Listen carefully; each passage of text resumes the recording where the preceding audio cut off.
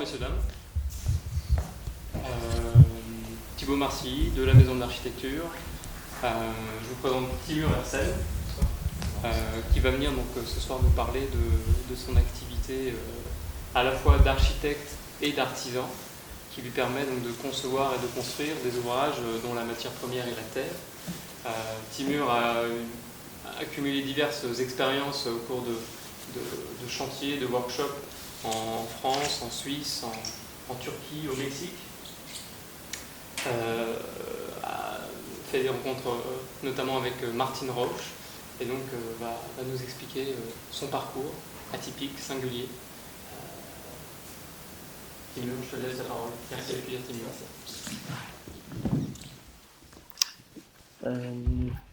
Bonsoir. Du coup, juste pour compléter, du coup, moi je suis architecte de formation.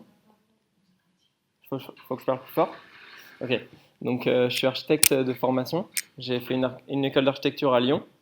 Et en fait, à la fin des études d'archi, j'avais presque plus de motivation pour l'architecture. Il fallait qu'il n'y avait pas d'un sens particulier. Il fallait que je trouve quelque chose qui me plaisait. Et en fait, j'ai découvert l'architecture en terre. Alors, pendant 5 ans d'école d'archi, j'en ai jamais entendu parler.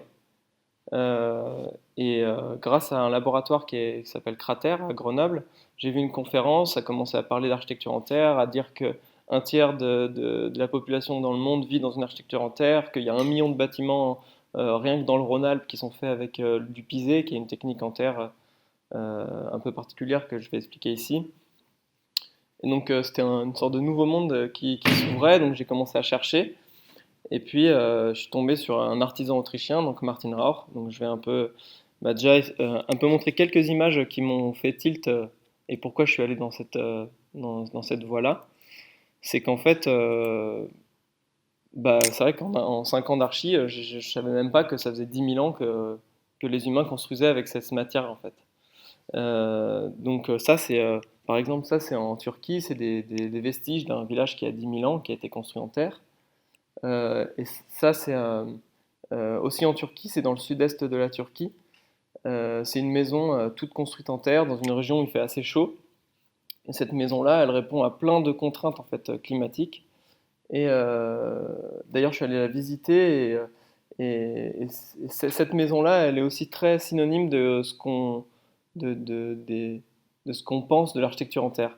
En fait, je la vois sur Internet, cette photo, exactement celle-là d'ailleurs, je pense. Et je me dis, il faut que j'aille voir, c'est beau, ça a l'air, il y a des formes intéressantes. Alors je vais la visiter, puis je retrouve exactement celle-là avec tous ces objets accrochés. Et en fait, ils l'avaient gardée comme ça, rénovée, mis des objets pour les touristes. Et toutes les autres maisons en terre, en fait, les habitants ne veulent plus y habiter. Ils habitent dans une maison, ils veulent une maison contemporaine, quoi. Une maison avec du béton, du parpaing, de la brique. Et celle-là, ils la donnent à leurs animaux ou ils en font leur cuisine.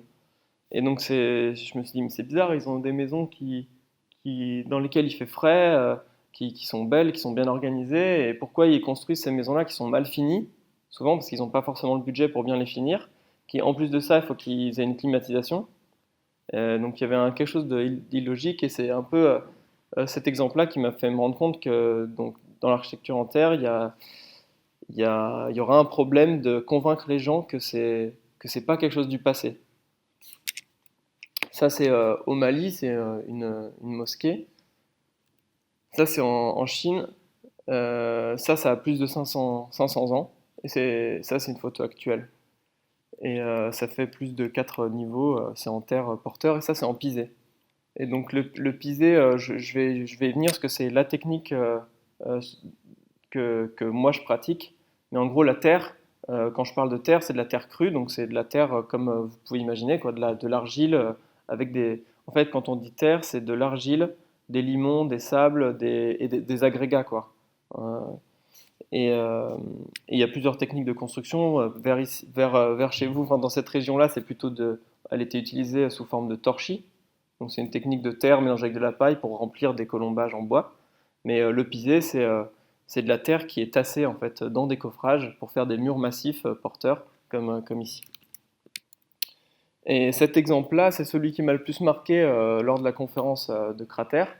c'est une ville qui s'appelle Shibam au Yémen, qui fait, bah, voilà, vous pouvez voir plus de 7, 8, 9 niveaux, 20 mètres de haut, en terre, porteur, qui a plus de 500 ans et qui est toujours debout. Bon, en ce moment, je crois que c'est un peu compliqué, mais voilà, c'est encore habité. Et j'ai trouvé ça incroyable qu'en école d'archi, on nous montre plein d'exemples d'architecture contemporaine, d'architectes très connus qui font des choses très bien, mais ça aurait été aussi intéressant d'avoir ça en parallèle et de voir que voilà, il y a plein d'options possibles. On peut faire on peut faire des tours en terre, quoi, si on veut. Et puis là, un peu plus récemment, ça c'est une maison du 19e ou du 20e, début 20e ou 19e, dans la région du Rhône-Alpes. Donc moi je viens du Rhône-Alpes, et ça c'est en Pisé. Et donc en fait, je me suis aussi rendu compte que ça j'en voyais depuis que je suis petit en fait, vers chez moi.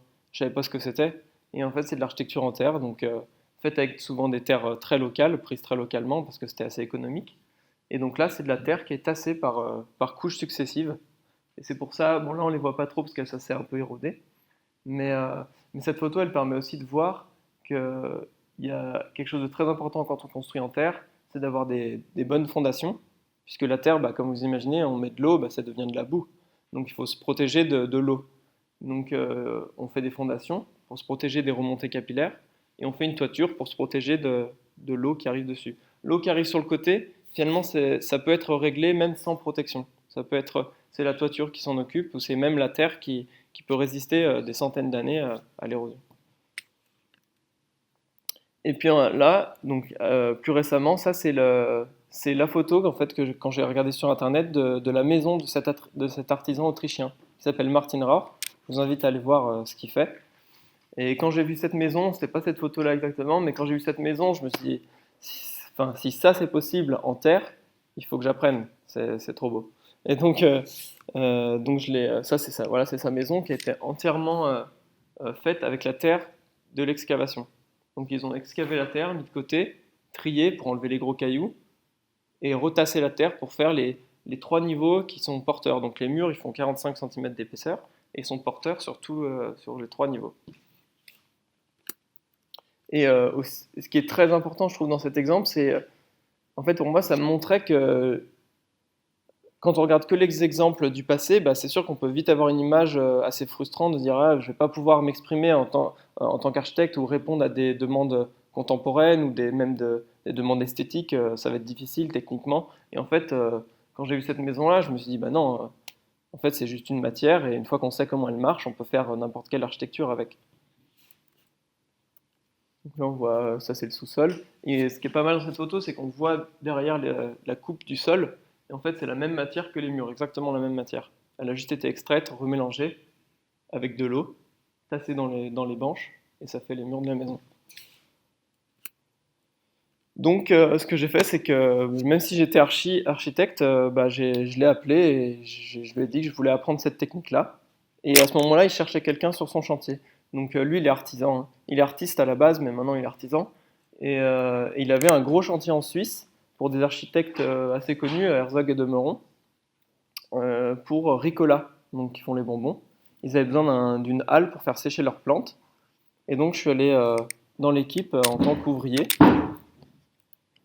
Et là, ce projet maintenant, il est assez important parce que je pense que c'est le plus grand bâtiment en Pisé en Europe. Il fait 120 mètres de long, 30 mètres de large et 11 mètres de haut. Et, euh, et à la fois l'architecture et le mode de construction sont vraiment très uniques. Donc ça, c'est l'excavation du bâtiment. Donc déjà, la première chose à faire, c'est voir est-ce qu'on peut se servir de ça. Alors que d'habitude, quand on construit un bâtiment, cette matière-là, c'est du déchet ou c'est du remblai, ou on le renvoie dans des carrières. Et même des fois, ça coûte de l'argent de l'évacuer. Donc là, l'avantage de construire en terre, c'est bah, on regarde qu'est-ce qu'il y a sous le bâtiment, qu'est-ce qu'on peut en faire. Et là, cette terre-là, elle a permis de représenter 50% du mélange final du mur. Parce que bien sûr, c'est un savoir-faire très particulier, donc on ne prend pas n'importe quelle terre, on la tasse et puis ça fait un mur. Il faut trouver le bon mélange. Donc on la voit ici, ça c'est la terre d'excavation. Ensuite, bah, après différents essais, on a décidé de rajouter donc de l'argile qui venait d'une carrière locale aussi, et des graviers d'une carrière aussi locale, tout dans un cercle de 10-15 km autour du projet. Donc en fait, ce qu'il faut savoir, c'est que la terre, donc le pisé, on peut difficilement le construire lorsqu'il pleut et on peut pas construire en hiver. Donc ça réduit énormément les périodes de construction, donc c'est assez difficile de s'adapter au rythme des bâtiments, au rythme des chantiers actuels. Et donc en fait, pour s'adapter à ce rythme-là, cet artisan-là, il a décidé d'expérimenter en fait la préfabrication et d'inventer des machines, d'inventer des modes de production. Il a trouvé une halle à 3 km du site et comme ça nous a permis de préfabriquer les murs en terre l'hiver, de les stocker, de les faire sécher et dès que le printemps arrivait, on a commencé à les assembler les uns aux autres. Donc là, on est dans la halle où on a ici une sorte de grande bétonnière dans laquelle on met la terre et comme ça on peut régler l'humidité. Parce que là, en fait, je ne sais pas si vous voyez, je ne sais pas si vous arrivez à imaginer la texture que ça a ici. C'est vraiment pas liquide du tout. C'est presque comme quand on creuse, on a de la terre, on peut en faire une boule comme ça. Mais voilà, c'est pas liquide du tout et c'est pas sec non plus. Voilà, c'est la bonne humidité. Ensuite, on avait un coffrage. Donc c'est comme un coffrage de béton en fait, deux banches comme ça parallèles et on met de la terre dedans, on faisait des couches, on met environ entre 15 et 18 cm de terre, ensuite on la compresse et ça devenait 10 cm. Ensuite on remet 15-18, ça devient 10, et ainsi de suite. Et c'est pour ça que vous avez vu peut-être dans les photos précédentes des lignes horizontales qui expriment en fait le processus de construction, c'est qu'on tasse des couches successives de terre. Donc là on tasse avec des marteaux pneumatiques, mais pour ce procédé-là on avait même d'autres machines où on roulait carrément dans le coffrage. Et c'est la préfabrication, ça permet d'avoir ce genre de développer des machines comme ça. Avant, on tassait à la main en fait. On avait beaucoup de monde sur les chantiers. On avait des pisoirs manuels, ça s'appelle des pisoirs, et en bois. Et on tassait à la main. Il y avait énormément de monde sur le chantier, mais maintenant, vu que bah voilà, le modèle économique qu'on a pousse à avoir moins de main-d'œuvre possible, bah en fait, pour s'adapter à ça, on utilise plus de machines. Donc on avait derrière le coffrage de 50 mètres de long et on faisait des murs environ 3,30 m de long, 45 cm d'épais et 1,30 m de haut. Et ça c'était le maximum, le plus grand bloc qu'on pouvait faire parce qu'il faisait 5 tonnes. Et donc on le levait avec le pont roulant de 5 tonnes, on les mettait sur des wagons, on les mettait à sécher dans la halle d'à côté et ainsi de suite. Donc ça c'est la halle d'à côté, on a stocké tous les éléments pour qu'ils sèchent.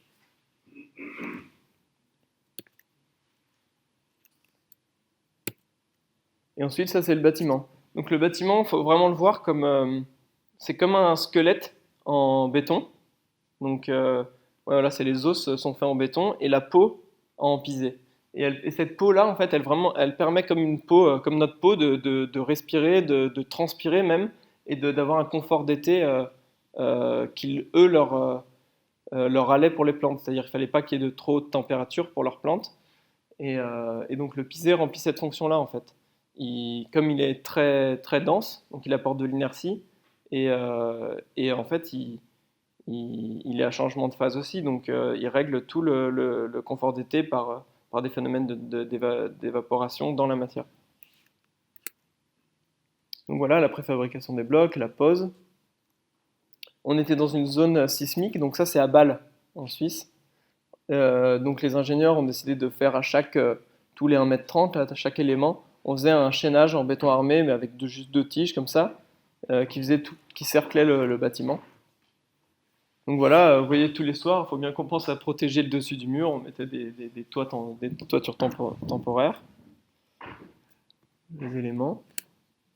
Ça c'est le côté intérieur, on avait un petit peu enduit, parce que ça c'était juste pour des questions d'hygiène, ils ne voulaient pas une texture trop poreuse pour pas que potentiellement des bactéries se développent. Ça, c'est la texture qu'on voit à l'extérieur. Donc, on les voit bien, ces lignes là. C'est qu'en fait, ça, c'est une couche. Et la partie supérieure, en fait, elle est plus tassée que la partie inférieure. Toujours. Donc, c'est pour ça qu'on voit cette différence-là de strates. Ça, c'est le côté intérieur. Et ensuite, l'avantage de la terre, c'est que c'est retouchable à l'infini, en fait. Puisqu'il suffit de la remouiller et ça redevient une matière qu'on peut mettre en œuvre. Donc c'est-à-dire que tous les joints, vu que les architectes ne voulaient pas les voir, voulaient avoir l'impression d'un énorme bâtiment massif, on a remouillé les joints, pris la même terre, tassé la terre dans les joints, et ça refaisait un bâtiment massif. Donc ce qu'il faut se dire, c'est que même quand, c'est-à-dire si on a un problème un jour, le bâtiment qui est abîmé dans un angle, bah, il suffit de remouiller, prendre la terre et de retasser. Donc c'est-à-dire que c'est réparable. Donc voilà le bâtiment. Donc il fait 11 mètres, 30 mètres et 120 mètres comme ça. Ah oui, important de préciser, parce que je vais peut-être utiliser ces mots de stabiliser et non stabiliser. Donc, quand on dit de la construction en terre stabilisée, ça veut dire qu'il y a un ajout d'un liant minéral, donc de chaux ou de ciment dans le mélange. Et donc cet artisan-là et moi, enfin surtout lui et moi j'ai appris chez lui, il milite pour ne pas utiliser de chaux ou de ciment dans le mélange, parce qu'il n'y a pas besoin. Traditionnellement, il n'y a jamais eu de chaux et de ciment dans la masse. Et donc voilà, ça je précise que tout ce que vous allez voir, c'est que de la terre, quoi. Le liant, c'est l'argile en fait. Voilà. Et je ne sais pas si vous avez remarqué aussi dans l'architecture traditionnelle que j'ai montré du Rhône-Alpes, au début il y avait des lignes blanches. On voyait un peu tous les 60 cm et là elles y sont aussi.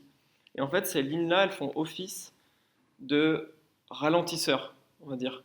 L'eau, elle va venir couler le long de la façade, l'eau de la pluie. Et en fait, les premières années, elle va un petit peu modifier la texture du pisé parce qu'elle va laver les argiles qui sont en surface. On va voir un petit peu plus apparaître les cailloux. Et, euh, et pour arrêter ce phénomène-là, en fait, il ne faut pas que l'eau elle ait de la vitesse. Si elle a de la vitesse, elle va pouvoir creuser le mur beaucoup. Donc en fait, on fait des lignes de chaux qui sont en fait, elles sont qu'à 10 cm de profond dans le mur, qui elles vont pas s'éroder, alors que le mur lui va avoir tendance à un peu s'éroder. Et donc en fait, l'eau va ralentir à chaque fois qu'elle rencontre une ligne de chaux. Donc voilà, moi j'ai passé 8 mois comme ouvrier sur ce chantier, donc après l'école d'archi. Et, euh, bon, à la fois je suis devenu addict à cette technique, parce que je me suis dit c'est fou, on peut faire, cette terre elle vient de 10 km à la ronde, on peut faire un bâtiment magnifique et grand avec une matière locale. Et en plus, le jour où on veut détruire ce bâtiment, bah, cette terre soit elle peut revenir au sol, soit on peut en refaire un autre bâtiment avec la même terre sans effort, quoi. Et, euh, donc, j'ai voulu continuer dans cette optique-là, mais retourner aussi à l'architecture. Donc, je suis allé chez une architecte qui s'appelle Anna Ehringer. Elle aussi, enfin, je vous invite à regarder ce qu'elle fait. Elle bosse plutôt à l'étranger. Mais là, ce projet-là, il était en Autriche. Euh, Martin Rauf, il vient d'Autriche. C'était pour une entreprise. Moi, j'ai bossé sur ce projet où, en gros, c'était dans une entreprise nouvelle qui fabrique de l'électronique. Euh, Ils avaient des espaces où les employés pouvaient se relaxer, boire un café. Et en fait, ils ont fait venir des artistes et des artisans pour fabriquer des espaces dans lesquels on pouvait venir se poser. Et donc voilà, c'est ce que cet architecte et Martin Rahr ont dessiné. C'est un volume en terre, ici sur 2 niveaux, un peu plus refermé. Voilà, ici on voit. Il y avait une sorte de dirigeable suspendu aussi au plafond. Et tout le sol est fait en terre aussi, ciré. Donc c'est de la terre battue, en fait, qui a été cirée par-dessus pour l'entretien. Et ça permettait aussi de faire des espaces. Donc là on voit on voit pas trop, mais donc ça c'est juste de l'argile qui est fait comme une poterie en fait, par boudin comme ça. On a mis de l'argile, elle est montée 15 cm par 15 cm sans coffrage là. Et c'est porteur aussi, la voûte elle est porteuse à l'intérieur. Et dessus c'est de l'argile très très fin qui a été polie. Donc voilà, je suis pas resté très longtemps là-bas parce que j'avais eu l'opportunité de rencontrer mon premier client qui a accepté que je sois architecte et ouvrier du projet. Parce que du coup, je voulais lâcher ni l'un ni l'autre, ni architecte, ni architecture, ni ouvrier. Les deux, dans les deux, je trouvais du sens. Et en fait, je me suis dit que c'était l'occasion de mixer ces deux-là et de concevoir le projet et d'être sur le chantier. Donc ça, donc le client, c'était un permaculteur qui avait un petit bout de forêt en fait au Mexique et qui voulait construire un espace pour ranger ses outils, euh, partager ce qu'il fait sur la permaculture et avoir des invités à l'étage. Donc c'est un petit projet de 70 mètres carrés. Donc j'ai conçu ça Donc c'est un premier projet, donc voilà, c'est pas évident comme de faire un premier projet. Et j'ai essayé d'aller là-bas avec le moins de certitude possible, donc de dessiner un bâtiment, mais de laisser quand même une certaine souplesse pour quand on sera sur site. Donc voilà, au rez-de-chaussée, c'est l'espace de stockage, l'espace pour travailler dehors, et il y a un escalier qui monte à l'étage où il y a une chambre, une terrasse. Donc là, on voit la coupe. Donc c'est construit les fondations en pierre qui viennent d'une carrière locale, les murs porteurs en briques cuites, euh, ensuite la charpente en bambou parce que c'est un matériau du coin et la toiture en feuilles de palme. Et en fait, en arrivant sur place avec mon éducation, on va dire, d'Européen, je m'attendais pas du tout à ce que les ouvriers du chantier en fait ne comprenaient pas les dessins d'architecture. Donc ils pouvaient pas construire à partir de ce que je dessinais. Donc j'ai dû construire une maquette aussi euh, pour leur montrer voilà, à quoi allait ressembler ce qu'ils étaient en train de construire. Donc voilà, ça c'est le site. Et pour un premier site, c'est pas évident parce que en fait, il a presque jamais été touché par l'homme, ce site. Donc c'est-à-dire que je me suis vraiment rendu compte que quand on construit, en fait, la première chose qu'on fait, c'est détruire quelque chose. Il faut accepter de détruire ce qui se passe sur place pour pouvoir construire quelque chose. Donc on a dû aussi essayer d'orienter le bâtiment pour ne moins endommager la forêt, on va dire. Et puis là, on était sur place donc sans électricité, sans eau courante. Et donc il y avait le client, moi et 3 ouvriers principalement qui faisions le chantier. Donc ça, on était sur les fondations en pierre.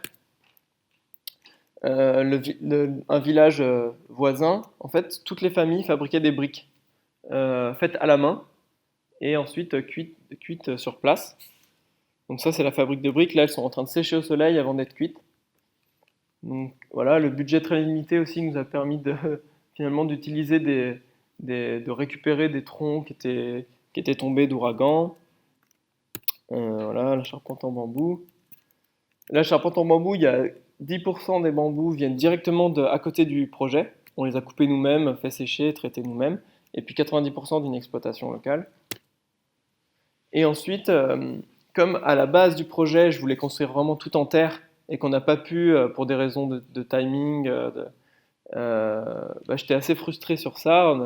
Donc le client, il a accepté de me laisser faire un sol en pisé, un sol en terre battue à l'étage. Et donc j'ai utilisé la même terre en fait, que vous avez vu pour les briques avant qu'elles soient cuites.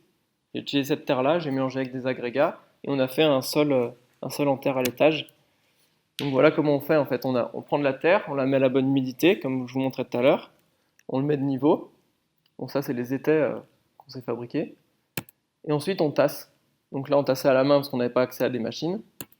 Puis ensuite, j'avais pas accès aux cires habituelles que j'utilise sur les sols. Donc là, en fait, on a utilisé de l'huile de lin parce que on pouvait trouver ça localement. Donc voilà l'escalier et le mur au sud aussi. Je sais pas si j'avais montré la coupe. En fait, il a un fruit vers l'extérieur, donc c'est côté sud, ce qui permet aussi aux heures les plus chaudes d'avoir le mur presque à l'ombre. En fait, les briques elles se font de l'ombre. Puis la toiture en feuilles de palme. Et au tout début, en fait, euh, quand je dessinais ce projet, je dessinais toujours des toitures plates. Et j'arrivais pas à dessiner des toits à double pente parce que à l'école d'archi, en fait, pendant 5 ans, on a toujours dessiné des toitures plates, en fait. Et pour moi, c'était impossible de dessiner quelque chose de joli avec une double pente. Et j'arrivais pas. Et donc, la seule solution que j'avais pour avoir une toiture la plus plate possible, c'était d'avoir de la tôle, de faire un toit en tôle. Donc, j'avais dessiné un toit en tôle au début. Et c'est le client qui a insisté pour dire mais non, on va pas faire un toit en tôle ici, quand il pleut, ça va faire un bruit énorme, il va faire super chaud sous la toiture. Et moi j'insistais parce que esthétiquement je préférais le toit plat. Et finalement j'ai quand même réussi à écouter le client correctement et j'ai bien fait parce qu'en fait voilà on voit que cet arbre là, ce palmier qui est devant, c'est cette plante qui sert à faire la toiture, c'est la tradition là-bas, il y a encore ce savoir-faire. Et c'est bien plus agréable d'être sous un toit comme ça, sur place. Et c'est surtout, je trouve, beaucoup plus intégré au lieu. Voilà, surtout sur cette photo. Donc voilà. Et donc ce projet, il m'a définitivement convaincu qu'en fait les deux marchent, être architecte et être ouvrier. Pour l'instant, je dis ouvrier parce que j'étais pas du tout artisan à ce moment-là. Euh, et surtout, ça a permis quelque chose de super intéressant, c'est que sur le chantier, en fait, la hiérarchie, il y a toujours une hiérarchie de corps de métier et tout, elle était souvent inversée. Donc, c'est-à-dire que quand j'étais l'architecte, que j'expliquais aux ouvriers, bah voilà, ce mur, il doit être comme ça, parce que ci, parce que ça. Et à l'inverse, quand moi j'étais ouvrier, donc à son service, bah, c'est lui qui m'expliquait pourquoi il faut cette pierre, pas cette pierre. Et ça crée une ambiance de chantier qui est vraiment différente. Donc, à la suite de ça, j'ai décidé de continuer à expérimenter en tant qu'architecte et, on va dire ouvrier. Je suis parti 2 ans en Turquie parce que je suis moitié turc et je voulais très naïvement arriver là-bas en proposant oui, on peut construire en terre parce que j'allais souvent en Turquie et je voyais que voilà, les constructions contemporaines elles sont assez catastrophiques. Rien que, je ne sais pas si certains d'entre vous sont allés à Istanbul, mais quand on arrive à l'aéroport, qu'on prend le bus pour aller jusqu'au centre-ville, il y a 1 heure de poteaux dalles en béton, de tours. Enfin, c'est terrible, c'est une architecture qui tue le paysage. Et je me suis dit, bah, peut-être que, en tout cas, ce que j'ai appris en Suisse, ce que j'ai appris au Mexique, ça pourrait servir, quoi. Et donc, c'était pas évident au début. J'ai dû faire, bah, comme ici, j'ai dû faire des conférences pour montrer ce qu'on pouvait faire avec la terre, que c'était pas un matériau du passé. Il y a eu beaucoup d'enthousiasme, mais pas trop de réalisation. Au début, j'ai un peu voyagé en Turquie, puis je me suis dit, bah, je vais tester, est-ce que cette terre-là, elle est bonne pour la technique du pisé, que je sais faire. Donc, en fait, tout ça, c'est des terres différentes d'endroits différents en Turquie. Et à chaque fois, dans un cercle de 30-35 km, on trouvait tout ce qu'il fallait pour faire du bon pisé. Et puis, ce qui est assez beau, c'est que voilà, en fonction des sites, les couleurs des argiles, en fait, sont différentes. Donc au début, bah voilà, je me suis dit, il faut que je le fasse quelque chose moi-même pour commencer, pour commencer. Donc il y a quelqu'un qui a accepté de me prêter son jardin pour faire une sculpture. Donc j'ai fait une petite sculpture. Ensuite, je me suis dit, comment je peux convaincre plus les gens, peut-être par la beauté de cette technique-là, plus que par l'écologie. Donc j'ai commencé à faire des petits tableaux en pisé, donc de 3-4 cm d'épais. Je me suis dit, je vais aller exposer ça dans une galerie à Istanbul et peut-être qu'il y a des gens qui ont tellement aimé ça qu'ils vont vouloir une maison ou vont vouloir un bâtiment. J'ai jamais pu faire cette exposition, mais voilà, ils sont tous ces tableaux-là, ils sont dans une cave en Turquie. Et ensuite, je me dis, non, il doit y avoir des craintes aussi ça doit pas être, c'est pas solide, donc il faut que je construise des murs pour que les gens ils viennent, ils touchent, ils voient que voilà, on peut faire confiance à cette technique. Donc, comme j'ai croisé pas mal d'étudiants d'archi et de gens intéressés par ce que je racontais, on a organisé des workshops, donc des ateliers de formation, en principe c'était 3-4 jours ou une semaine où on construit un mur. Donc ça c'est sur une île avec des étudiants d'archi d'Istanbul. Ensuite ça c'est aussi sur une autre île, il s'appelle Marmara, vers Istanbul. Et en fait cette île-là elle s'appelle Marmara parce que Marmara ça veut dire le marbre. Et là-bas on trouve du marbre blanc de partout, mais gratuitement quoi quasiment. Et donc je me suis dit, je vais me servir de ces marbres blancs pour remplacer les lignes de chaux, les lignes blanches que vous voyez sur l'autre bâtiment. Donc j'ai mis des lignes de marbre régulièrement sur ce mur-là. Ça c'est un four qu'on a fait, un four à pain et à pizza en terre. Ça on a fait ça en 6 jours. Et voilà, vous voyez l'exemple en Suisse, avant on avait un coffrage, des machines. Et en fait, on peut aussi faire ça sans tout ça, puisque traditionnellement, il n'y avait pas toutes ces machines. Mais voilà, donc là, moi j'avais un coffrage en bois, j'avais quand même des tirants en métal, mais voilà, on peut s'adapter à tous les contextes, quoi. Voilà le four. Là, c'était des lignes de chaux, du coup. Et on en met plus dans les angles, vu que les angles sont plus sensibles à l'érosion. Et ensuite, à la fin de tous ces workshops, ces expérimentations, j'ai enfin eu quelqu'un qui s'est dit, ok, je le tente avec lui, je lui fais confiance. Et donc, il voulait C'était un homme d'affaires qui avait des hôtels, plein de choses, et qui voulait un espace pour faire déguster le vin qu'il produit. Et donc il m'a dit un peu carte blanche, fais ce petit projet-là, si ça marche, on fera d'autres projets en terre. Et donc j'avais vraiment carte blanche et je me dis, bah alors j'y vais à fond et je fais rien d'autre que ce projet-là. Je vais habiter dans le village sur place, je vais prendre du temps pour visiter ce qu'il y a aux alentours, visiter les carrières, visiter, voir des artisans, voir les savoir-faire, concevoir le projet en connaissant bien la région. Donc voilà, je suis allé sur site. Donc ça, je ne sais pas si vous connaissez la Cappadoce, c'est au centre de la Turquie. C'est une zone assez touristique grâce à ces paysages qui ont été formés en fait par des éruptions volcaniques qui ont formé des couches de tuf qui sont très friables. Donc avec l'érosion, ça a créé ces sortes de dunes. Et en fait, c'était vraiment le coin parfait pour construire en terre parce que déjà la terre, quand on parle de terre, en fait, on parle d'érosion. Même l'argile a été créée par l'érosion des montagnes. Et puis quand on construit en terre, on fait face au problème principal, c'est la pluie, l'érosion. Et moi, j'habitais dans ce village qui est un village troglodyte. Et en me baladant autour, donc j'ai pu me remarquer qu'il y avait quand même, il y avait eu une tradition de construction en terre. Pas la technique du pisé, c'est une technique qui s'appelle les adobes. Donc c'est des briques de terre qui sont moulées et séchées au soleil, ensuite elles sont maçonnées.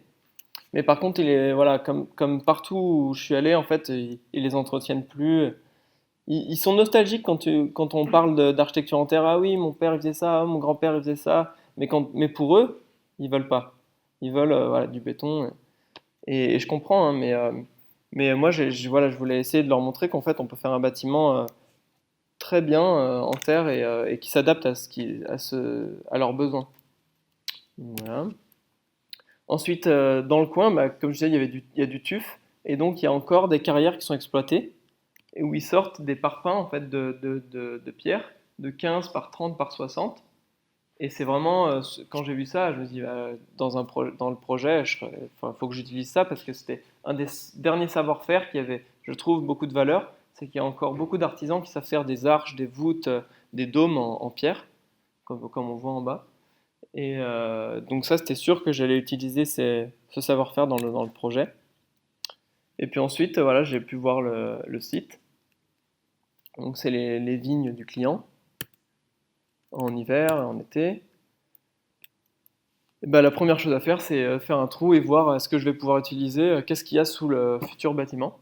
Donc là, dans ce cas-là, il y avait énormément de limon et un tout petit peu d'argile, mais très peu. Donc les limons, c'est, comme je disais, dans la terre, donc il y a les cailloux, les graviers, les sables, les limons et l'argile. Et en fait, tout ça, c'est des grains. Et on dit que les grains, c'est des grains ronds jusqu'au limon. En fait, tous les cailloux, c'est des grains ronds qui ne sont pas cohésifs. Et l'argile, c'est des grains plats et c'est grâce à leur forme en fait qui collent. Et donc les limons, souvent, on a l'impression que ça colle parce que c'est très fin, c'est des sables très fins en fait, mais ils sont pas cohésifs. Donc je ne pouvais pas utiliser énormément de ça dans le mélange. Ensuite, dans cette région-là, il y avait aussi énormément de pierres ponces naturelles, quoi. Il y avait des carrières de pierres ponces. Et donc je me suis dit, bah, je vais utiliser ça comme isolant. Et puis j'avais aussi encore plus de chance, c'est que c'est la région où il y a les potiers en Turquie. Et il y a des carrières d'argile magnifiques. Puis des carrières de gravier, ça il y en a partout, puisqu'il y a du béton.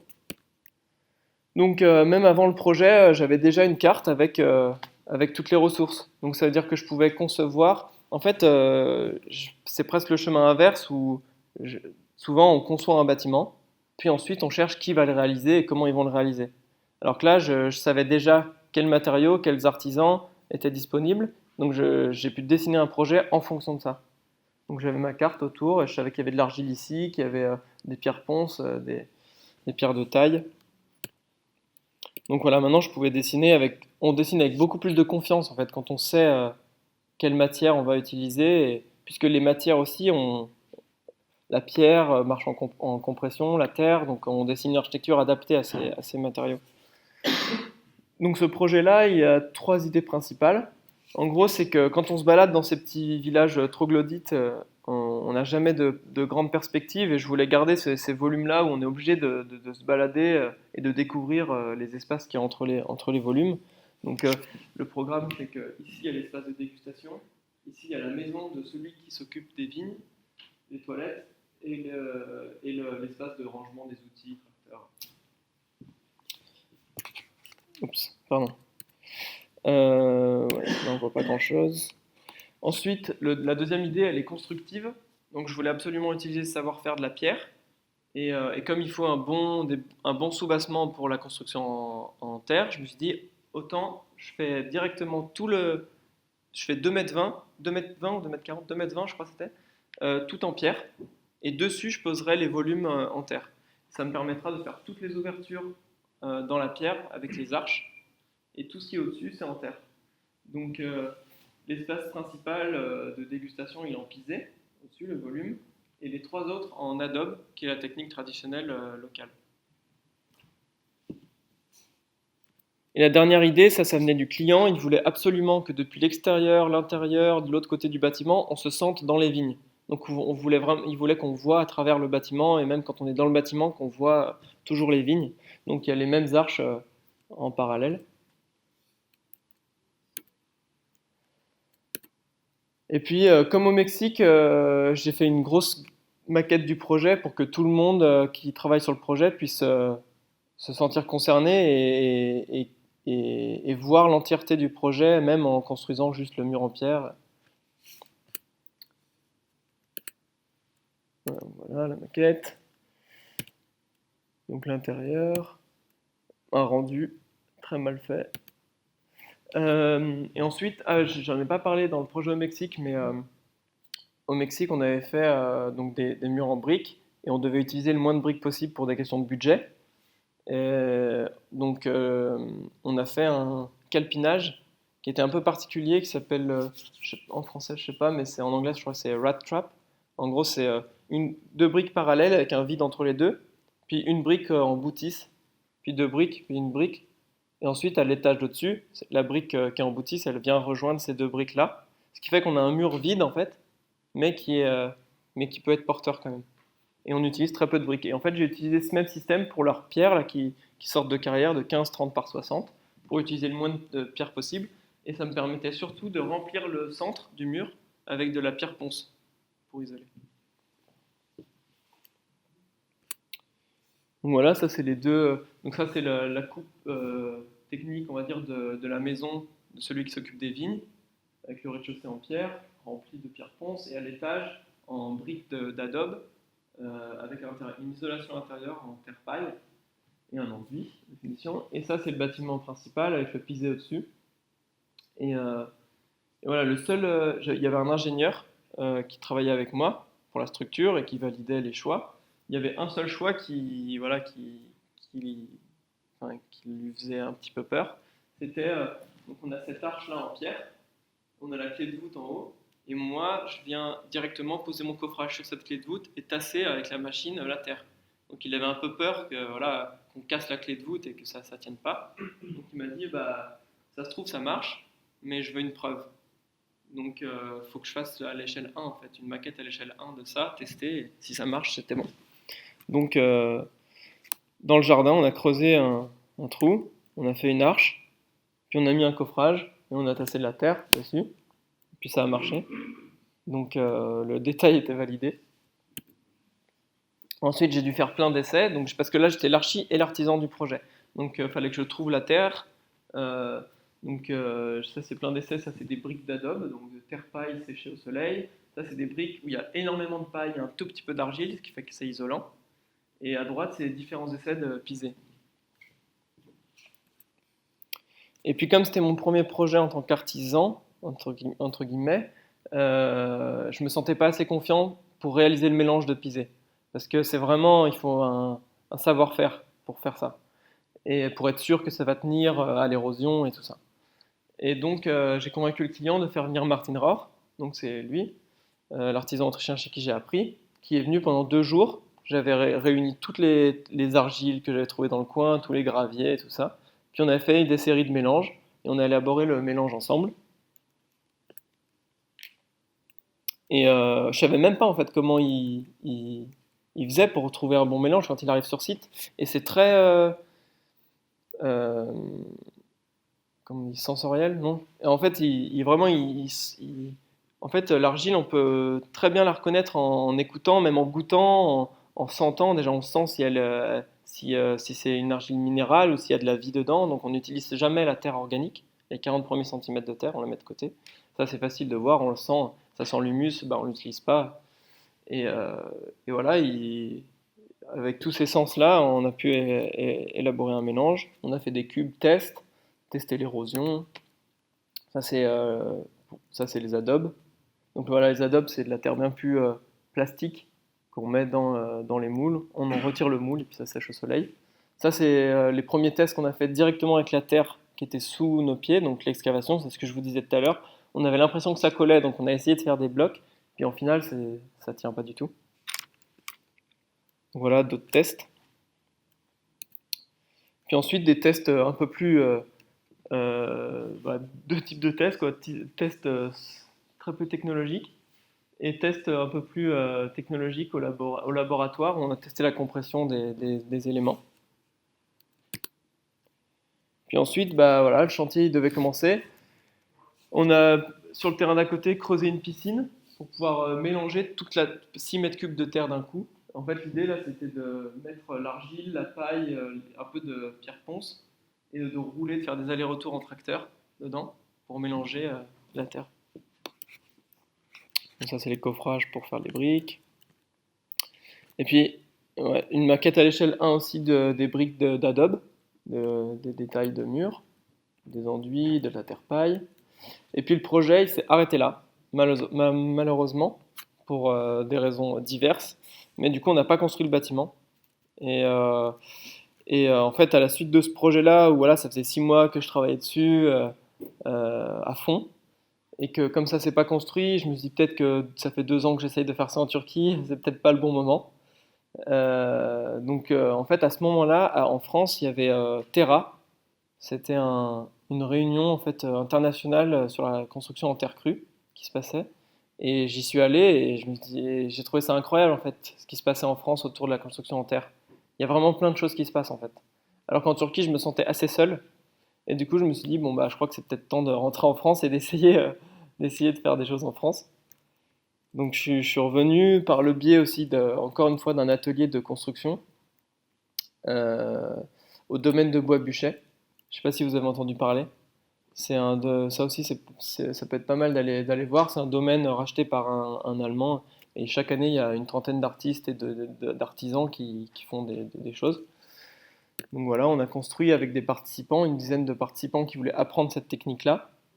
On a construit un petit mur quoi, qu'ils ont dessiné eux-mêmes. Donc j'avais fait 3 groupes. Ils ont fait un petit concours d'archi à trois groupes. Et on a décidé de construire un des trois projets. Donc on était dans une région où le pisé n'est pas du tout traditionnel. Et la conséquence, souvent, en fait, dans le Rhône-Alpes, quand on creuse, on trouve souvent de la terre à piser qui est directement bonne. Il n'y a pas besoin de racheter de l'argile, des cailloux. Alors que là, on était à Limoges. Et à Limoges, il n'y avait pas de pisé. Mais c'est pas grave, on peut toujours trouver les ingrédients. Il y avait une carrière de gravier à côté. Et puis une briqueterie qui avait de l'argile à côté. Donc en fait, ça, c'était le mélange, quoi. C'est ce qu'il y a dans le pisé qu'on a utilisé. Au final, c'est comme du béton, hein. Quand on y réfléchit, on remplace ça par du ciment et c'est du béton en fait. Donc voilà, on malaxe la terre, on met en place les coffrages et puis on tasse. Et donc l'avantage du pisé, ça je ne vous ai peut-être pas dit, c'est que comme c'est presque sec ce qu'on met en œuvre, on le tasse et on l'ouvre directement. Il n'y a pas de temps de séchage dans le coffrage. Et justement, il faut enlever le coffrage pour que ça sèche parce que comme il n'y a pas de prise chimique, bah, c'est à l'air que ça sèche, donc il faut enlever le coffrage et le laisser sécher. Donc voilà, le rendu. Là, c'est les participants qui ont décidé d'insérer dans les lignes d'érosion, les lignes horizontales, là, d'insérer des pigments. Voilà. Et à la fin, on a mis 5 jours à faire ça.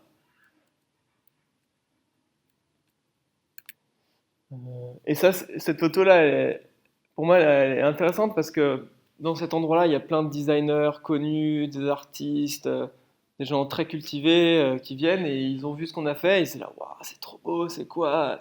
Et en fait, c'est juste un mur de terre, ça fait 10 000 ans qu'on construit comme ça, mais comme on a tout oublié, ça redevient magique en fait de revoir un mur en terre. Et, et, et- et en fait, je pense que si plus d'architectes ou même de non-architectes découvraient cette technique-là, en fait, je pense qu'elle peut plaire à énormément de monde. Quand on est proche d'un mur en pisé, la première chose qu'on a envie de faire, c'est de le toucher, en fait. Et c'est juste que je pense qu'il y a peu de gens qui savent, en fait, à quoi ça ressemble et ce qu'on peut en faire. Ensuite, je suis retourné, donc quand je suis rentré en France, je suis retourné bosser 2 semaines chez Martin Raor. Et ça m'a redonné goût encore plus au pisé, parce qu'on était en Allemagne dans une crypte d'une église où l'architecte a décidé de tout faire en pisé. Le sol, les murs, les escaliers, le plafond, tout en pisé. Et moi, j'y suis allé pour faire les sols. Donc voilà, en fait, quand on arrive dans cette église, un peu, voilà, une église normale de village, en fait, il y a cet escalier central et on descend dans la crypte. Et là, tout est en pisé, on est entouré de murs en pisé, on descend des marches en pisé. Puis on arrive tout en bas dans la salle avec les cercueils. Et tout est, ouais, ça crée une atmosphère vraiment puissante.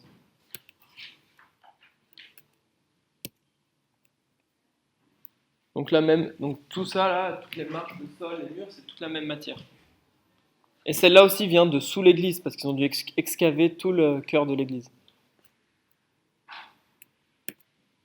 Donc voilà, ça c'est la salle tout en bas. Bon, ensuite j'ai fait une autre, ça c'est pas très important, c'est une deuxième édition, j'en ai refait une cette année, j'ai pas encore les photos, mais au domaine de Bois-Buchet.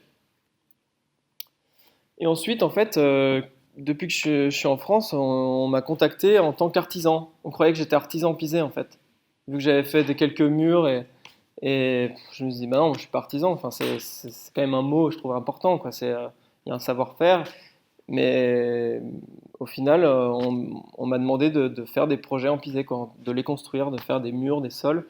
Je me suis dit, bah allez, je le tente. Sauf que voilà, il faut un CAP en France pour être artisan.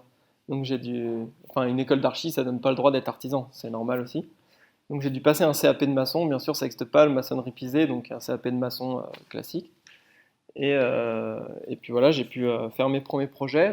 Donc ça, c'est dans une extension, une cliente voilà, qui a construit une véranda et qui rêve depuis longtemps de faire un sol en terre, mais elle trouvait personne pour le faire. Et donc là, on a réalisé ça. Donc le sol, là aussi, on a décidé de le poncer. Comme, je ne sais pas si vous connaissez la technique italienne qui s'appelle le terrazzo, c'est l'idée de poncer le sol pour faire ressortir les agrégats, donc tous les cailloux qu'il y a dans la terre. En gros, la terre, elle est tassée, donc quand on la tasse, on voit plutôt l'argile en surface, mais là, en la ponçant, ça fait apparaître tous les cailloux qu'il y a dans la terre. Là, ensuite, donc là, je viens juste de le tasser, je viens juste de le poncer, à frais directement. Et ensuite, dessus, je mets une barbotine, c'est un coulis d'argile pour remplir un peu tous les petits trous. Puis il est poli. Je le polis avec un peu de sable et une machine, voilà, une polisseuse. Puis ça donne ça. Et comme la technique du terrazzo, en fait, je disais à la cliente, bah, si on peut aussi changer la couleur des agrégats, en fait. Et elle voulait absolument avoir des marbres roses et des marbres jaunes. Et donc on a juste pris quelques poignées de marbre, de cailloux de marbre jaune et rose, on les a semés sur le dessus du sol avant de tasser. Puis en ponçant, ils ont réapparu. On voit je sais pas si les couleurs elles rendent bien, mais on voit quelques brins roses, quelques brins jaunes. Bon, le reste était déjà présent dans la terre. Et ensuite, le sol, une fois sec, il est ciré. Donc là, il est ciré. Et ça veut dire qu'on peut le laver à l'eau comme un sol normal, quoi. Et ensuite, en faisant ce chantier-là, elle s'est rendue compte, bah voilà, elle avait le bardage qui était avant extérieur de sa maison, qui devenait intérieur et qui était en mauvais état, il fallait qu'elle le change. Et je lui ai dit, bah si tu veux, on peut faire un parement en mur de pisé. Donc préfabriquer des murs de pisé et venir les parer sur le mur existant. Et faire des murs le plus fins possible. Et donc là, j'ai fait des murs de pisé de 6 cm d'épaisseur en atelier. Donc, voilà, des éléments. Chaque élément fait 90 kg. Je les ai stockés, séchés. J'ai construit une sorte de mini-grue pour pouvoir les porter moi-même, les monter moi-même et les poser les uns sur les autres et les agrafer au mur existant. Et ensuite, là, on voit, donc ça, c'est un élément qui fait 45 par 120, je crois. Et donc, ils sont posés les uns sur les autres. Et pareil que le projet en Suisse, j'ai réhumidifié, repris la même terre, tassé, et caché les joints comme si c'était un mur massif. Et après, ça, c'était un choix de la cliente esthétique d'insérer des lignes de couleurs d'argile de couleurs différentes. Donc, c'est pour ça qu'il y a des lignes jaunes, blanches, un peu noires aussi. Et donc voilà, le mur en préfabriqué et le sol, c'est la même matière. Donc ça, c'est avant les finitions, avec les finitions. Ensuite j'ai pu participer à une formation qui était assez intéressante aux grands ateliers de l'île d'Abo. Je ne sais pas si vous avez entendu parler, dans le Rhône-Alpes, c'est une halle qui est faite pour expérimenter, pour les écoles d'archi et pour d'autres. Et donc pendant une semaine, on avait une trentaine de participants, des archis, même il y avait peut-être un maçon aussi. Ce serait bien qu'il y ait plus de maçons d'ailleurs dans les formations.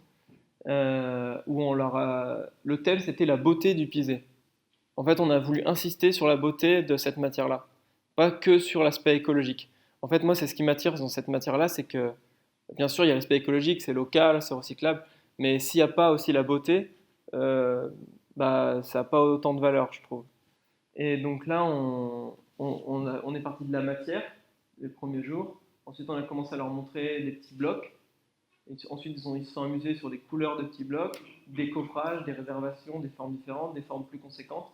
Et moi, j'étais responsable du dernier jour. J'avais un jour pour leur montrer voilà, qu'est-ce qu'on peut faire, à quoi ça ressemble quand c'est quand même voilà, massif, quoi. Donc, j'ai conçu quelque chose, donc un poste de préfabrication. Il y avait deux groupes qui préfabriquaient des éléments qui ont tous la même forme. Et on avait un pont roulant, on les a levés, on en a fait une sculpture, en fait, voilà, en très peu de temps, quoi. Et tout ça, c'était tassé à la main, vu qu'on était 30 personnes.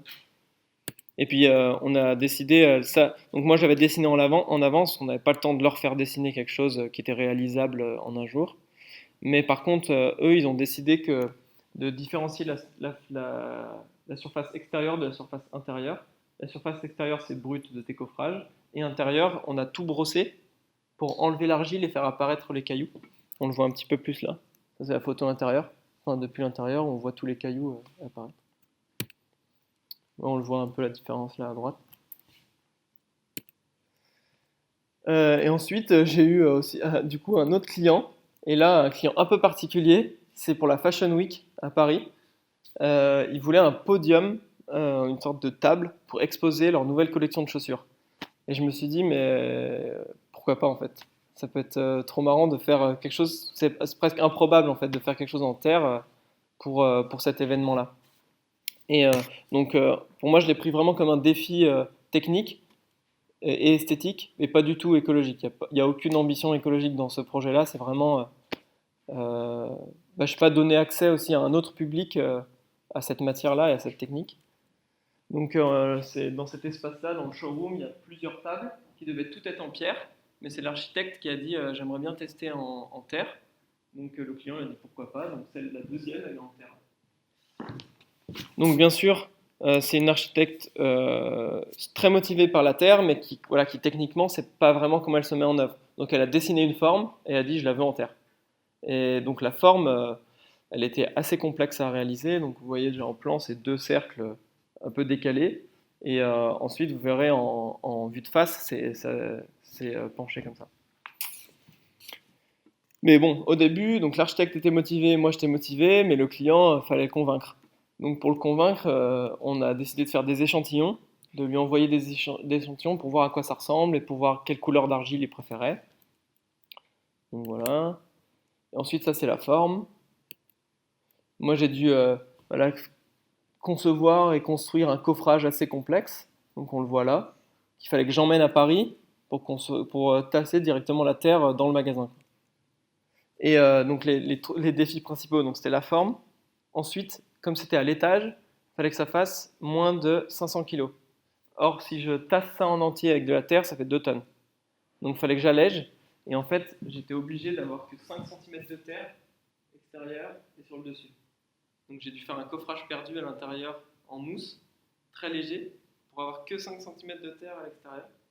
Et ensuite, le dernier défi, c'était qu'il fallait que je le construise à l'étage d'en dessous, parce qu'à l'étage d'au-dessus, il y avait les top modèles qui défilaient pendant le chantier, quoi. Et donc, j'étais à l'étage en dessous, et il fallait que ce soit déplaçable. Et déplacer la terre, c'est surtout de 5 cm comme ça, avec un fruit, c'était assez délicat. Donc j'ai fait une structure en métal, et avec un filetage au-dessus, et l'idée c'est de mettre une boucle de levage là, et que toutes les forces viennent prendre la terre par-dessous.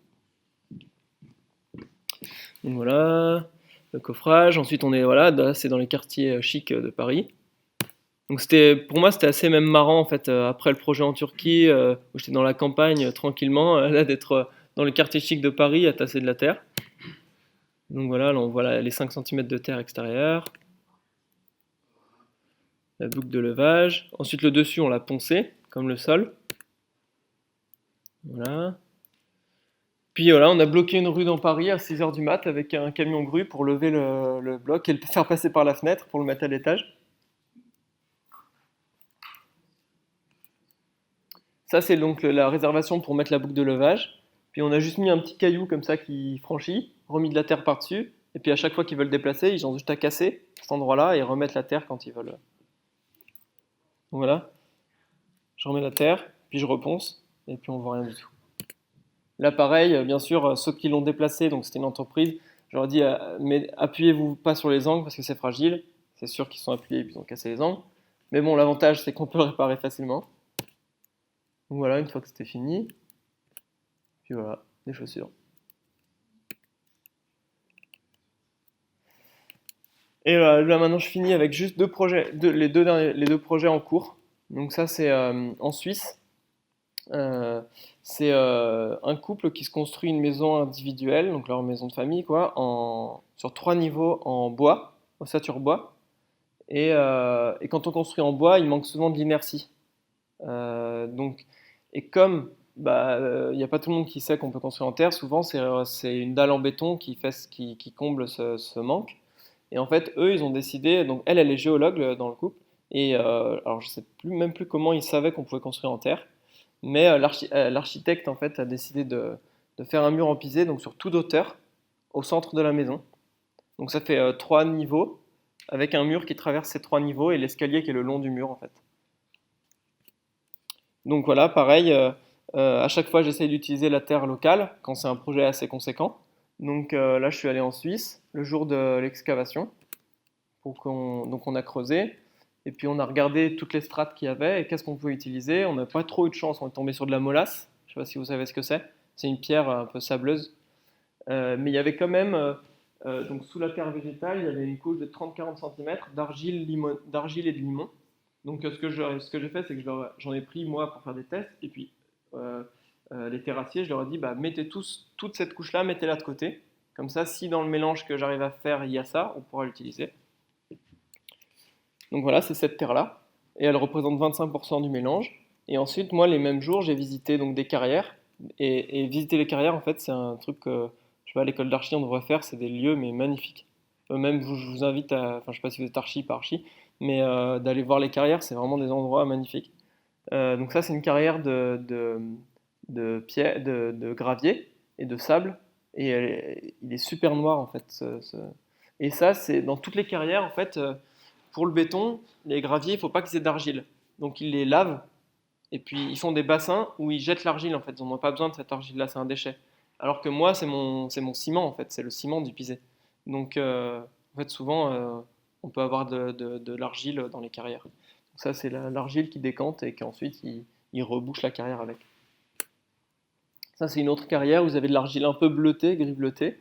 Et tout ça, c'est très proche du site.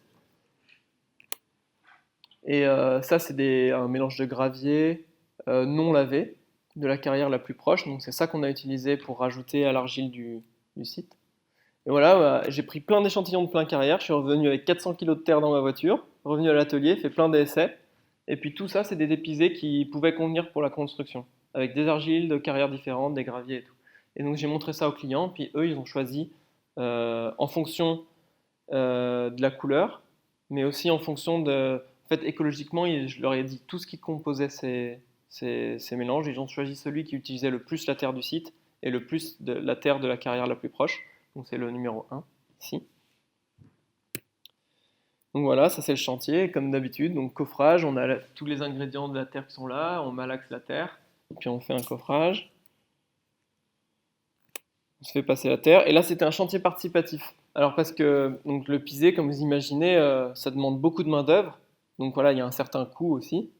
Et eux, pour s'offrir quand même ce mur en pisé, ils se sont dit, bah, on, on a envie de partager tout leur chantier. En fait, il était en participatif, c'est eux-mêmes qui le construisent. Lui, il est ébéniste, donc c'est les deux du centre.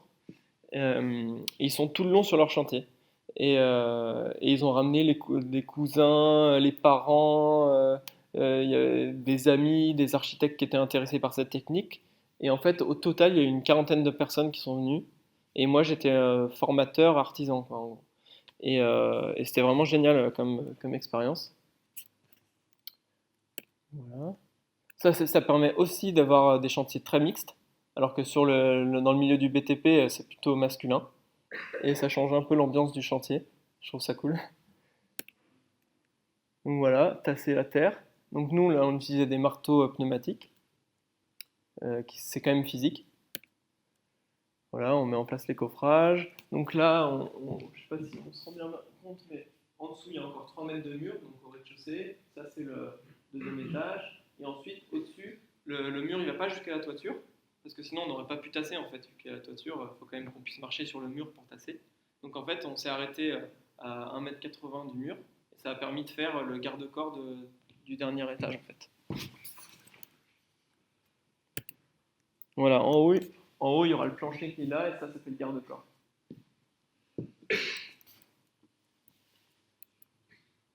Ouais, ah oui, donc là on voit un petit peu quand même que c'était un mur donc, de 5 mètres de long par 6,40 m de haut. Il est autoporteur, il n'est pas porteur de la dalle du R+1, mais il est porteur du plancher R+2. Et les archis et les clients, ils ont voulu insérer des corbeaux en pierre dans le pisé. Et ensuite, il y a une poutre en bois et puis des madriers en bois qui portent dessus. Donc ça, c'était aussi pour tester un peu nos corbeaux. Donc voilà, là, on voit que le mur, c'était assez impressionnant d'être en haut. Parce que ce qu'il faut se dire, c'est quand même ça reste que de la terre. Et on est en haut et on tasse comme ça et on voit les 6 mètres de mur en bas. Et en fait, c'est vraiment incroyable comme c'est costaud, quoi. Voilà, en haut, le garde-corps. Ensuite, il y aura le plancher, du coup, là. Et en ce moment, donc, le projet voilà, j'étais dessus hier. C'est un projet vraiment particulier aussi. Il y a deux architectes qui s'appellent Kiss et Marie Zawistovski, qui sont profs d'archi en 4e année à l'école d'architecture de Grenoble, qui ont décidé que voilà, fallait apprendre l'architecture sur le chantier aussi. Donc ils permettent chaque année à leur groupe d'étudiants de 20-25 étudiants de concevoir et construire un bâtiment pendant l'année scolaire. Et donc ils sont allés dans une commune, ils ont vu les élus, les habitants, ils ont conçu un bâtiment dont ils avaient besoin. Donc c'est une maison des associations. Donc ils ont conçu le bâtiment, déposé le permis fin de l'année, et puis cherché les entreprises. Et tous les étudiants, c'était la main-d'œuvre du chantier, donc entourés par les artisans du projet. Et il se trouve que le village dans lequel ils ont construit était tout en pisé, quasiment. Toutes les maisons en pisé, ça faisait 150 ans qu'elles étaient là, quoi. Et ils ont décidé de refaire un bâtiment en pisé. Donc ils m'ont appelé pour les encadrer. Donc voilà, j'étais avec tous les étudiants, on a fait des tours de chantier. Ça, c'était la commune qui nous a dit, ouais, il y a un gros tas là, de remblais qu'on a mis, peut-être que ça peut vous servir pour le projet. Donc on est allé faire des tests, prendre des échantillons, visiter des carrières, faire des tests en laboratoire. Voilà, différents mélanges de terre. Ensuite, on a fait donc ça, c'est un bâtiment public. Donc ça veut dire que voilà, si vous aviez déjà, je sais pas, des questions sur est-ce qu'il y a des décennales, est-ce qu'il y a des ingénieurs qui accèdent, des bureaux de contrôle, tout ça. Là, on est passé par toutes les étapes. Vu que c'est un bâtiment public, on a dû passer toutes ces étapes-là. Donc, dont faire un mur d'essai, d'abord. Voilà, ça c'est le muret d'essai. Et ensuite, voilà, là pour moi, en tant qu'artisan, c'était un vrai premier gros projet. Donc, il faut que je m'adapte aussi. Quand on a 2-3 tonnes de terre, on peut le mélanger à la main, mélanger à la petite machine. Et là, on avait 110 tonnes de terre à mettre en œuvre. Donc, j'ai évité une carrière qui venait juste de faire une découverte. Une découverte, c'est quand ils ont fini de creuser un endroit et qu'ils commencent un autre endroit. Et en fait, donc ils enlèvent la terre végétale. Ensuite, à cet endroit-là, il y avait 1 mètre de terre trop argileuse pour eux. Et en fait, c'était pile poil la terre qu'il nous fallait pour le piser. Il y avait 1 mètre de terre à piser de partout, donc il y avait 10 000 mètres cubes de terre, dont eux, en fait, c'est un déchet pour eux, parce qu'il faudrait trop laver d'argile pour que ce sera pas rentable, quoi, pour vendre les cailloux qu'il y a dedans. Donc ils enlèvent ça, et c'est en dessous qu'il y a les graviers. Et bon, bien sûr, il y a des gros cailloux dedans, donc il fallait trouver un moyen d'enlever ces gros cailloux. Et donc ils avaient cette machine-là, ça s'appelle une cribleuse. Donc on met la terre dedans, et ça enlève les gros cailloux d'un côté, et tout ce qui est moins de 3 cm, ça le met ici. Donc tout ça, c'est ce que il nous fallait pour construire. Donc voilà, et ensuite on s'est fait livrer cette terre-là sur site, donc elle venait de 15 ou 18 km la carrière. Donc on s'est fait livrer la terre, et puis on a commencé le chantier avec les étudiants. Donc il y avait des fondations en béton teinté et des portiques en béton. Voilà, le malaxeur, comme d'hab, hein, les coffrages, et puis on a coffré autour des poteaux en béton. Comme on était nombreux, on n'a pas utilisé trop de machines, c'est-à-dire on s'est fait passer les seaux en fait. Quand c'était haut, on avait un Manitou quand même. Et là, les murs font 3,50 m de haut, ils sont porteurs de la toiture. Donc on pouvait faire un bâtiment public en pisé porteur. Donc ça, c'était pas mal. On tombait sur que des bonnes personnes. Donc ça, on voit à droite, c'est Kiss, qui est l'architecte, donc qui était aussi sur le chantier. Les étudiants. Le décoffrage, c'est le meilleur moment du pisé.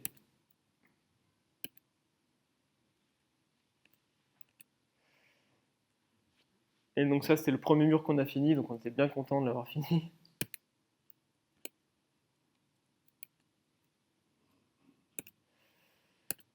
Et maintenant, on en est. Donc les étudiants, en fait, ils voulaient voir le pisé à l'extérieur et aussi à l'intérieur. Sauf que la réglementation thermique, enfin en tout cas le thermicien, a conseillé d'isoler le bâtiment. Donc on se retrouvait à choisir est-ce que piser intérieur, extérieur.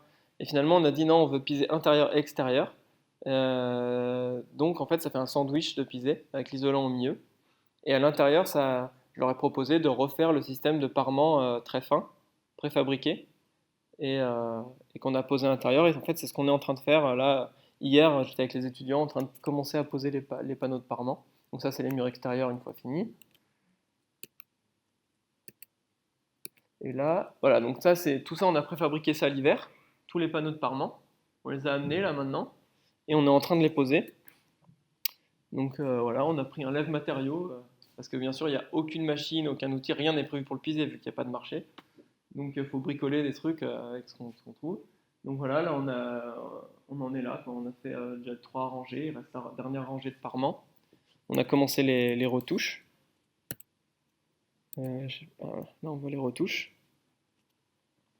Et en fait, là on voit un peu les lignes. Le parement intérieur on l'a fait un peu plus lisse, on l'a un peu plus tassé pour que ce soit plus lisse, pour pas qu'il y ait de gens qui viennent arracher les cailloux. Et esthétiquement, ce que moi j'essaye de faire aussi, c'est donc j'ai un coffrage de 5 mètres de long, on tasse la terre sur 5 mètres de long, et ensuite je scie les panneaux. Et faire ça, en fait, ça permet d'avoir les lignes continues comme ça. Quand je viens réappliquer les panneaux les uns à côté des autres, bah, les lignes elles se correspondent puisque j'ai tout tassé d'un coup. Parce que sinon, ce serait plus difficile de cacher le fait que c'est en bloc. Voilà, c'est tout, c'en est là. Merci.